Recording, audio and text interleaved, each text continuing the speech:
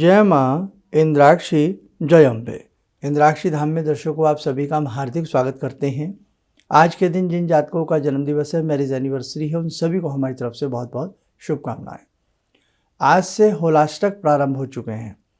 फाल्गुन मास की अष्टमी से लेकर के फाल्गुन मास की पूर्णिमा पर्यंत ये होलाष्टक का समय रहता है।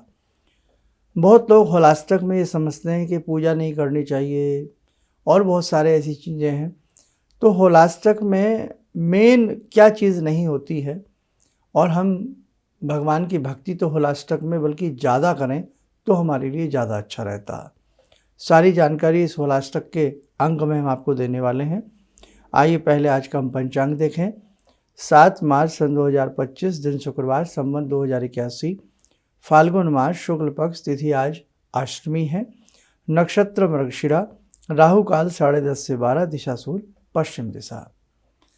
होली की खुशबू आते ही मानो प्रकृति में एक नया परिवर्तन आ जाता है। कहीं कहीं आम्र की मंजरियाँ बहुत मन को लुभाती हैं, बागों में कोयल की कूक लुभाती है, नवीन पत्ते और पतझड़, ये स्थिति प्रकृति में चहुं ओर देखने को मिलती है। बसंत ब्यार है, और जैसे जैसे ये फाल्गुन मास ऊपर की तरफ बढ़ता, वैसे वैसे मानो प्रकृति अपना सौंदर्य बखेर देती है।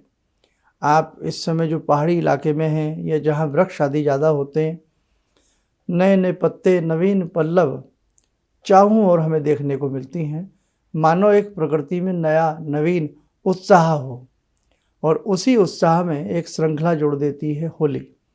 होली में ठिठोली, होली में हंसी मजाक, और होली में आमोद प्रमोद, होली में अपने लोक की भाषा के मंगल गीत वास्तव में बहुत सुंदर स्थिति को उत्पन्न करते हैं। लेकिन आज न विधि है, न विधान है, और मनोरंजन प्रधान है। आज बहुत सारी चीज़ें लुप्त प्राय हो गई हैं। होली आते ही मानो लोगों में भय बन जाता है, और ये भय किसने बनाया है? होली में फुर्रता के साथ रंग को खेलना और इस प्रकार की स्थिति को किसने उत्पन्न किया है? ये भी हम लोगों ने किया है। हमारे ऋषियों मुनियों ने तो इस प्रकार के तीज त्यौहार नहीं बनाए हैं। उन्होंने तो बहुत सुंदर उपदेश दिया है। बल्कि होली एक उत्साह का पर्व है, होली एक मिलन का पर्व है, होली एक प्रेम का पर्व है, और होली एक संबंधों को जोड़ने का पर्व है। आज भी वो स्मृतियाँ जीवित हैं कि लोग एक दूसरे के मस्तक पर अबीर गुलाल लगाते हैं और एक दूसरे से कांधा से कांधा मिला करके बगल भरते हैं। ये सब प्रेम के प्रतीक हैं। प्रेम उत्पन्न होता है, लेकिन हम ऐसा ना करके उसे फुर्रता के साथ मनाएं तो उसमें किसी पर्व की गलती नहीं, किसी तीज त्यौहार की गलती नहीं, वहाँ गलती हमारी अपनी सोच की है। खैर देखो बेटा, आज से होलाष्टक प्रारंभ है। होलाष्टक 8 दिन जो ये होलाष्टक होते हैं, ये बहुत बहुमूल्य होते हैं। आज के दिन यदा कदा अभी भारत में कहीं ना कहीं ऐसा अभी भी वो कल्चर है, वो रीति रिवाज जिंदा हैं, जीवित हैं, लेकिन मैं सब जगह नहीं कह सकता। आज बड़ी बड़ी अट्टालिकाएँ, बड़ी बड़ी इमारतें, बढ़ती जनसंख्या, कटते मैदान, बढ़ते प्लॉट, बढ़ती आबादी, बहुत सारी चीज़ों को लील गई है।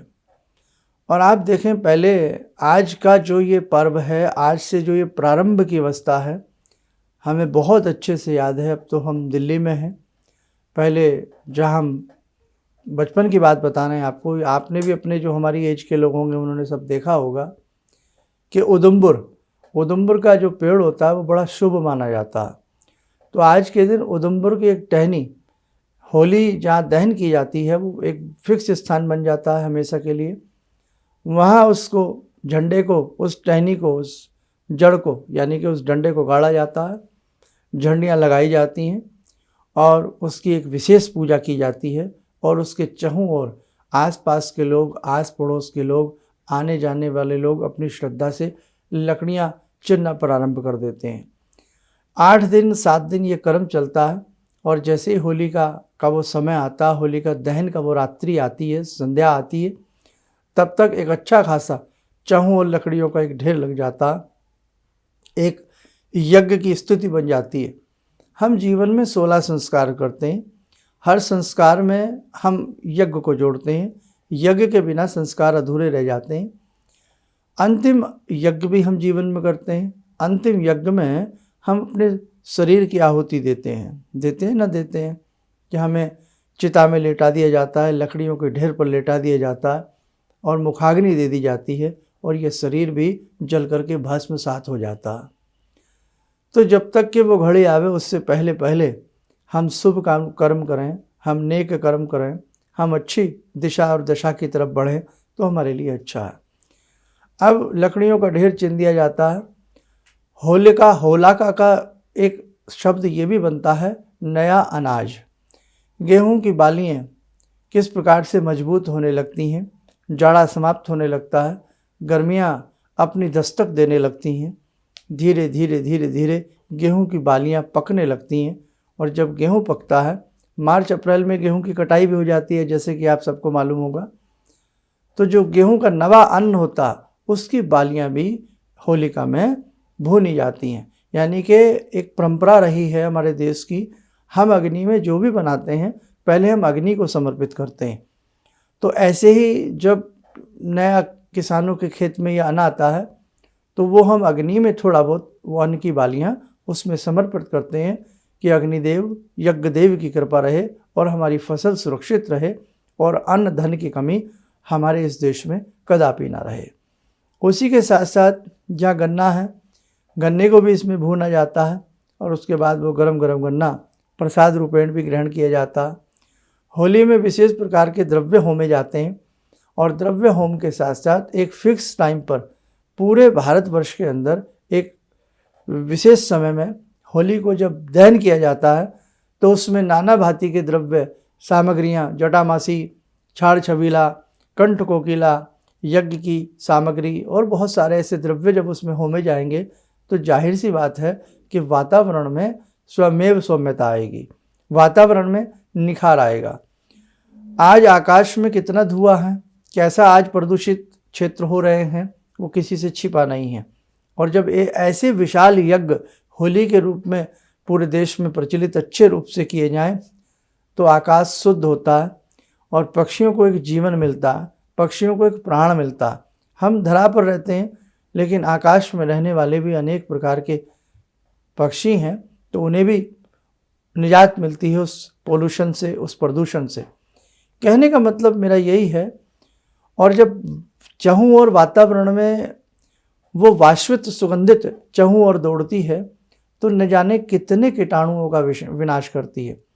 और जब एक संधि से दूसरी संधि प्रारंभ होती है, एक ऋतु से दूसरी ऋतु प्रारंभ होती है, तो बदलते मौसम में अनेकों प्रकार के संक्रामक रोग उत्पन्न होते हैं, जिसमें हैजा है, मलेरिया है, डेंगू है और उसी में से एक नया रोग शामिल हो गया है जिसे हम कोरोना कहते हैं। तो किस प्रकार के नाना भांति के रोग मुंह फाड़े हमारा इंतजार करते हैं। और जब होली में इस प्रकार के औषधि द्रव्य डाले जाते हैं तो अनेकों प्रकार के रोगों का, जीवाणुओं का, कीटाणुओं का समापन हो जाता है। तो बेटा पूरा साइंटिफिक आधार है, उसे वास्तविक रूप से होली के मर्म को समझा जाए तो ऋषियों का चिंतन हजारों वर्ष पूर्व, लाखों वर्ष पूर्व किस प्रकार से रहा कि आने वाला समय कैसा रहेगा, और इसी प्रकार से मिलजुल करके ये होली मनावेंगे, होलाष्टक से प्रारंभ करेंगे तो नाना भांति से के रोगों से ये अपने आप का बचाव कर सकते हैं। बात रही रंगों की, यदि हम देसी रंगों का प्रयोग करें, पलाश के फूलों के रंग बनावें, तो पलाश के फूलों के जो रंग होते हैं वो हमारी त्वचा रोगों के लिए रामबाण होते हैं। पहले ऐसे ही घर में देसी रंगों की उत्पत्ति की जाती थी और रंग जो देसी बनते थे जब वो शरीर के ऊपर लगते थे ना, नाना भांति के चर्म रोगों को लील जाते थे। आज भी जो जानकार लोग हैं वो टेसू के फूलों को अच्छे से पानी में भिगो करके, उबाल करके इतना सुंदर उसका कलर बनता है, हल्दी से भी प्यारा रंग उसका बन जाता है और उसमें से एक सुगंधी बयार आती है। और जब उसको शरीर के ऊपर डाला जाए या सूती कपड़ा उसमें भिगो करके शरीर के ऊपर डाल करके हम बाद सूर्य स्नान करें, यानी कि सूर्य की उष्मा उसमें आने दें, तो नाना भांति के रोग दूर होंगे और हमारे जो शरीर के रोम छिद्र हैं उसमें से जो वो चीज़ अंदर जाती है ना, तो वो शरीर को स्फूर्तिवान बनाती है, तेजवान बनाती है। अब लेकिन ये सारी चीज़ें गायब हो रही हैं। आज ऐसे ऐसे रंगों की उत्पत्ति हो गई है कि व्यक्ति एक दूसरे से खिंच करके ऐसे ऐसे कलर एक दूसरे के ऊपर लगाते हैं कि साहब वो 20-20 दिन त्वचा साबुन से रगड़ दी जाए तो भी ना छूटें। तो ये तो हमारी सभ्यता नहीं थी साहब। इस प्रकार के रंगों की उत्पत्ति तो उस समय नहीं थी साहब, है ना। और ये हुआ करना, एक दूसरे को अजीब तरीके से होली खेलना, ये तो साहब एक सभ्यता का प्रतीक हमारा नहीं था। अब वो बात अलग है कि हम सुंदर तीज को, सुंदर पर्व को हम अपनी गरिमा में ना रखें और गरिमा से बाहर होकर के हम उस चीज़ को मनावें, तो फिर तो उंगली उठती है ना। इसलिए बेटे, कोई भी पर्व हो उसकी गरिमा को समझें, उसके मर्म को समझें और फिर आगे बढ़ें। अब रही बात होलाष्टक में आध्यात्मिक बातों की, तो आप देखें किस प्रकार से प्रहलाद भगवान विष्णु का स्मरण करते करते करते करते विजय श्री उन्हें प्राप्त हुई। यहाँ तक कि उनके पिता ही उनके शत्रु बन बैठे। क्यों? क्योंकि भगवान का नाम वो लेते थे और भगवान का नाम उन्हें प्रिय नहीं था। वो समझते थे कि साहब मैं ही ईश्वर हूँ। और आज ऐसे बहुत व्यक्ति हैं जो भगवान का नाम लेने से आज भी मना करते थे। उस दौर में भी ऐसा रहा और आज भी रहा। लेकिन आप भगवान के ऊपर आस्था रखिए, अनास्था मत रखिए, भगवान की डोर को पकड़ के रखिएगा। जिस प्रकार से बुराई होलिका जल कर के भस्म हो गई, उसी प्रकार से आप पर उठने वाली उंगलियां, आपको ब्रह्मजाल में फंसाने वाले लोग अपने आप स्वतः समाप्त हो जाएंगे और भगवान श्री हरि की कृपा से आपको विजय श्री प्राप्त होगी। प्रहलाद की बुआ यूँ तो वो अग्नि स्नान करती थी, उनको सिद्धि थी कि वो अग्नि में नहीं जल सकती, उनको ऐसी सिद्धि थी, वरदान था। लेकिन हम किसी भी सिद्धि का, इससे एक संदेश और मिलता है, अगर हम अपनी सिद्धि का गलत तरीके से इस्तेमाल करेंगे तो ना भगवान साथ देते हैं और ना वो सिद्धि साथ देती है। रावण को भी अनेकों प्रकार की सिद्धियां थी, लेकिन भगवान श्री राम के एक तीर ने रावण की नाभि के अमृत को सुखा डाला। वो सारा समुंदर भरा, अमृत भरा समुंदर एक ही बाण में सूख गया। कहने का भाव, सिद्धि का प्रयोग सही रूप में किया जाए, संसाधनों का प्रयोग सही तरीके से किया जाए, तीजों को, पर्व को सही तरीके से मनाया जाए, तभी उनकी सार्थकता होती है और तभी हमें सिद्धि से महासिद्धि की प्राप्ति होती है। तो बेटा, आप जितनी भक्ति करें, जितनी पूजा करें, इन दोनों में उतना ही आपके लिए कम है। तो होलाष्टक आज से प्रारंभ हो चुके हैं। आपके आसपास कहीं होली दहन की जाती हो तो ज़रूर आप उस भूमि को प्रणाम करें और साथ में जो भी आपसे वहाँ बरकुल्ले, गौ कंडे, कुछ लकड़ियाँ, समिधाएँ आपसे हो सके वहाँ देवें। और जब जिस रात्रि में, जिस संध्या में होली का दहन की जाएगी, भद्रिका रहित समय में होली का दहन की जाती है, वो हम सारा आपको बता देंगे। अब तो खैर बहुत जगह तो आपको देखने को भी नहीं मिलेगी कि होली का दहन कहाँ होती है, मिलेगी भी नहीं आपको। जहाँ मिले, सौभाग्य की बात समझता हूँ मैं तो इसको, कि आज भी वो लोग हैं जो इस प्रकार से सब कुछ अच्छे से कर रहे हैं। तो वहाँ क्या क्या सामग्री लेकर के जाना है, कैसे होली की पूजा करनी होती है, कैसे हम भगवान से आशीर्वाद ले सकते हैं और होलिका की राख का क्या महत्व होता है, होलिका की रात्रि में किस मंत्र की सिद्धि कर सकते हैं, होलिका की रात्रि में किस प्रकार से जो मन में वहम व्याप्त है जादू टोने को लेकर के हम कैसे अपना बचाव कर सकते हैं, बहुत सारी ऐसी बातें हम होली विशेषांक में आपको देने वाले हैं। प्रयास करेंगे जल्द से जल्द आपको विशेषांक दिया जाए। और बाकी होलाष्टक हमने आपको बता ही दिया है कि अष्टमी से प्रारंभ होकर के पूर्णिमा तक का ये 8 दिन का जो सफ़र होता है, ये होलाष्टक कहलाता है। इसमें समस्त प्रकार की पूजा, भक्ति, पाठ सब कुछ आप कर सकते हैं। लेकिन इन दिनों में विवाह, शादी आदि नहीं होती हैं, वो फिर होलाष्टक के बाद होती हैं। नींव पत्थर रखना, मकान का मुहूर्त करना, नया उद्योग खोलना होलाष्टक में मना किया जाता है। और उसके बाद आप जो मर्जी करें, फिर कोई दिक्कत नहीं है। ठीक है, तो आइए शुरू करते हैं, भगवती का ध्यान करते हैं। आज ध्यान करें, हे जगत जननी, हे जगदम्बा, आपकी कृपा से हमारे पर्व, तीज, त्यौहार हमें सुंदर तरीके से मनाने का आप हमें अवसर प्रदान करें। ॐ सिन्दूरारुणविग्रहां त्रिनयनां माणिक्यमूलस्फुरात् स्तारानायकशेखरं स्मितमुखी भापेन वाक्छोरुवां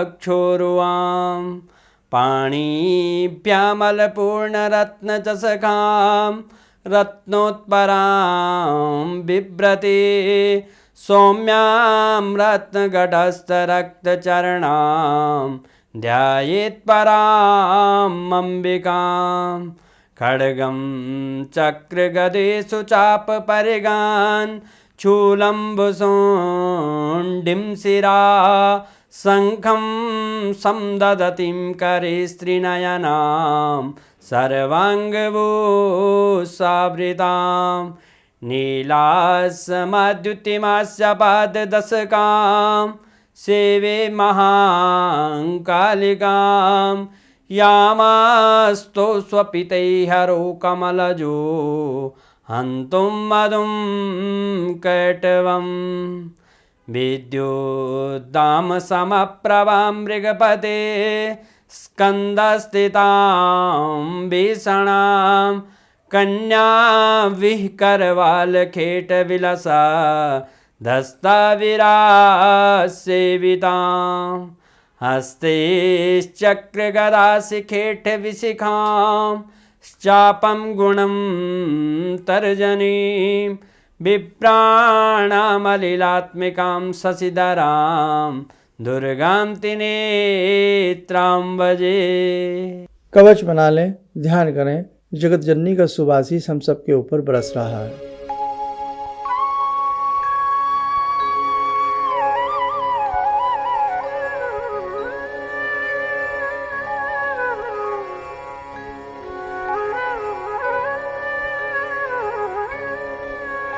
ओम बोलते हुए नेत्र खोलें, सामान्य हो जाएं। देखो, आज अपने धर्म को समझने की आवश्यकता है और अपने धर्म के मार्ग पर चलने की अति आवश्यकता है। सत्य सनातन धर्म में हमने जन्म लिया है, ये हमारे लिए बहुत बड़ी बात है। महाकुंभ हुआ, देश से विदेश से सभी लोग लालायित रहे कुंभ में स्नान करने के लिए। तो आप देखते हैं कि सत्य सनातन धर्म में कितनी गंभीरता है, कितनी गहराई है और कितने लोग हमारे तीज त्योहारों को मनाने के लिए उनका मन करता है। तो इसलिए बेटा, अपना जो भी तीज मनाएं, त्यौहार मनाएं, होली मनाएं, बहुत गरिमा के साथ मनाएं, बहुत भाव के साथ मनाएं, बहुत अच्छे रूप में मनाएं। किसी को कहने सुनने का मौका हम लोग न दें। चलिएगा बस, बाकी होली का विशेषांक आपको जल्द मिलेगा, उसमें और अनेक जानकारियाँ आपको हम देने का प्रयास करेंगे। किस मंत्र को पढ़ें, होलिका की भस्म का क्या महत्व है, बहुत सारी चीज़ें उसमें हम आपको बताएंगे। आप सब लोग स्वस्थ रहें, सुखी रहें। इन्हीं शुभकामनाओं के साथ हम अपनी वाणी को विराम देते हैं। जय जय अम्बे। ऑर्डर्स मेरे पास लगभग ना के बराबर थे। मेरी फैक्ट्री लग रहा था कि शायद मुझे बंद करनी पड़ेगी, कोई दूसरा बिजनेस करना पड़ेगा। मैंने नाम बहुत कमा लिया, लेकिन पैसा मेरे पास बिल्कुल नहीं। टीवी में एक छोटा सा मंत्र, अभी तंत्र मंत्र की बात हो रही थी, तांत्रिक मंत्र रहा होगा, मैं इतना अनुभवी नहीं हूँ, मैं इतना ज्ञानी नहीं हूँ। मैंने उस मंत्र को पढ़ा, रविवार के दिन उन्होंने पढ़ने के लिए बताया था। मैंने मंत्र पढ़ा, भंवर वीर तू चेला मेरा, खोल दुकान कहा कर मेरा। मैंने उन दानों को बिखेरा और आप यकीन नहीं मानेंगे, मेरे दोपहर के समय में ही मेरे पास फ़ोन आने लगे, ऑर्डर्स। आज की तारीख में मैं इतना परेशान हूँ, इतने ऑर्डर्स हैं मेरे पास, लेकिन आज भी मैं परेशान हूँ क्योंकि मैं उन ऑर्डर्स को एग्जीक्यूट नहीं कर सकता। अभी भी मुझे आपकी ही शरण चाहिए। ऑर्डर्स मेरे पास बहुत हैं। किसी भी समस्या के समाधान के लिए मिले प्रसिद्ध हस्तरेखा एवं वास्तु विशेषज्ञ प्रोफेसर धर्मेंद्र शर्मा जी से। नोट: शिविर में भाग लेने हेतु एवं व्यक्तिगत रूप से मिलने के लिए कॉल करने का समय सुबह 10 बजे से शाम 6 बजे तक। हमारे विभिन्न ज्ञानवर्धक कार्यक्रम देखने के लिए आप हमें अभी सब्सक्राइब करें, बेल आइकन को प्रेस करें ताकि आप देख सकें हमारा कार्यक्रम सबसे पहले। और अधिक जानकारी के लिए फेसबुक पेज को लाइक करना न भूलें।